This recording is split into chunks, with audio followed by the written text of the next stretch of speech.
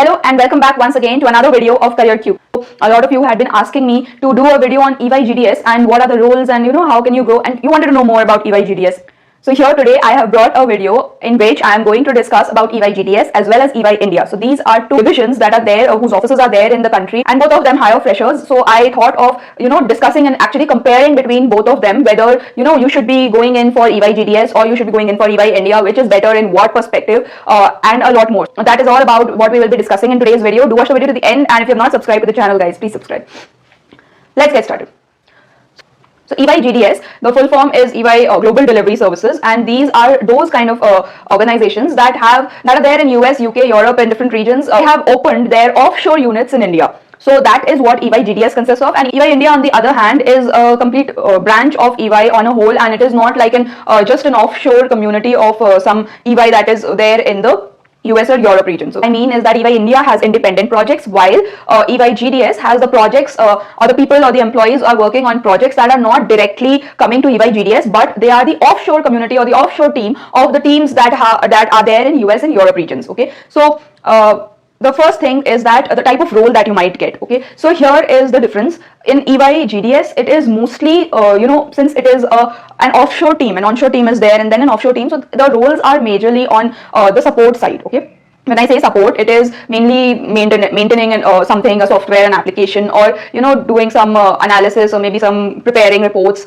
those kind of things. Okay, so it is majorly supporting the onshore people with whatever they will be giving you the data, and you will be taking the output from that data. Okay, now EY India on the other hand is not restricted to support. EY India has their individual projects, so they have development, they have testing, they have support, they have entire the full package. The type of role that you will be getting in EY GDS will majorly be support. You will be supporting your onshore people or your onshore employees that are there, and here you will be completely responsible for the project, whatever happens in the project. Okay, the next thing, or the next point of comparison that I would like to show, the workload. Okay, so here in EY GDS there is something called the peak season or the busy season. It happens for a span of 5 to 6 months. Now these can be any time of the these 5 to 6 months can be any time of the year, but what I want to say is there is this peak season in which the workload is very high. Okay, so here you can say that the work can extend till 14, 15, or sometimes 16 to 17 hours as well. During this peak season, the workload is really high, and the remaining 6 to 7 months, the workload is nominal. Okay, it's not that high, it's not as high as the peak season. It will be around 8 hours, 9 hours. That is the average workload that you'll be getting in any organization. Now if we look into EY India has a workload throughout the year. Okay, now this can be said that 10 hours, 9, 10, or maybe 11 hours of working throughout the year. You can say that it's their project, and it depends on the delivery dates of the project, etc, etc. There is nothing like a peak season or a busy season for EY India. Now the third level is that which one as a fresher you should be joining in. So see, there are two perspectives here. Firstly, if you are someone who is an enthusiastic coder, or someone who really wants to grow their career, to build their career on the development side, then EY GDS might not be the correct option. Okay, because here you will get really less development roles, very less, I would say. And in EY India, you will be getting those kind of roles. You can appear for EY India. Now, if you are someone who's coming from a non-coding background, then if you want and you think that support role is the best that suits you, and that you want to build a career in a support role, you want to grow in that, then definitely you can join EY GDS. Here the workload is also pretty nominal at times, and in EY India you can get different roles, so nothing can be said. Okay, now the fourth thing is that your career growth. Okay, so in EY GDS, the career growth becomes a bit stagnant because you don't get much of a learning opportunity. That is what I've heard. I have not worked in EY GDS or EY India personally. This is entirely the information that I've gathered from various employees. I've connected with a lot of them via different platforms, and I've gathered these information. So what I've discovered from the employees internally working in EY is that in EY GDS, since you are not developing something, or you're not thinking, you're just doing the work that is there, that the onshore people have told you to do, so your the learning curve is a bit less. It becomes a bit stagnant also at times, and while if you are in EY India, then your learning curve can grow, because there are challenging roles, and it is just you and your team who has to face them, and who has to build them, who has to overcome them. So there can be a lot of learning curve when it comes to project experience, project exposure, and workload when it comes to those kind of things. So in EY GDS you can expect a lesser growth in your knowledge, in your skill set, as compared to in EY India. The fifth factor is exposure. So in EY GDS, as I have said, it is the offshore team or the onshore team that is sitting in US, Europe, UK, the different regions that are there. So you basically interact with only the onshore people, and your client interaction is a bit less. Okay, so your ability to understand the problems, your ability to interact with client and to know what they actually want to build, and those things can get a bit hampered because you don't get a chance to directly interact with the clients.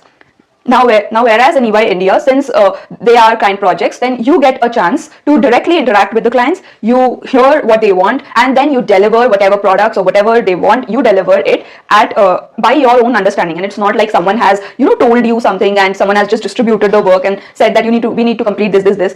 Not like that. Okay, so the exposure is a bit less in EY GDS and a bit more in EY India. So I will not be talking about the salary because both of these, EY GDS and EY India, both of them hire freshers, hire CA, and since they are accountancy and banking firms, they hire a lot of CAs and everything. So the salary can differ, but what I want to say here is that your financial growth or your salary hike within EY GDS will be a bit less when compared to those who are in EY India. Okay, again, there are different things also that play a good role. That is, how good your manager is, and how good your team is, how supportive your team is, and what is the work, and a lot of external factors. But those are something that you cannot control. No one can. You really do not know how your manager will be and what your team will look like. So those are different factors. But other than that, I've tried to cover each and everything that is there, and based on which you can actually decide whether you can or you want to join EY GDS or you want to join EY India or not. Now, one question that you might have in your mind, many of you might be having right now in your mind, is that whether you have received an offer from EY GDS, whether you can make a shift to EY India. So to that, even that is something that came to my mind as well, and I asked, and I got to know that now this is not an option. If you want to apply, so it was there previously, maybe in 2017, 2018, something like that, but now they have stopped this. These are two different branches of EY, and they are working completely independently, and there is no internal mobility that you are hired in GDS. Now you want to shift into EY India. That cannot happen. If you want to get a job in EY India, you are in EY GDS and you want to get a job in EY India for whatever reasons, then you must be applying for the job via referral, employee referral, or applying on their site, the usual process by which you apply to other jobs. So that is all that I have for you in today's video. I hope I've been able to clear all your doubts and I've been able to help you. If you have any other doubts, anything else you want to know from me, then do comment down in the comment box below. I might take some time because, as I've said, I was never working with EY. I might take some time till the time I get the answers from the employees, from my friends who are working inside. But I will definitely come back to all of you, and I will definitely try to answer each and every one of you. Till then, keep watching CareerQ. Take care. Bye-bye.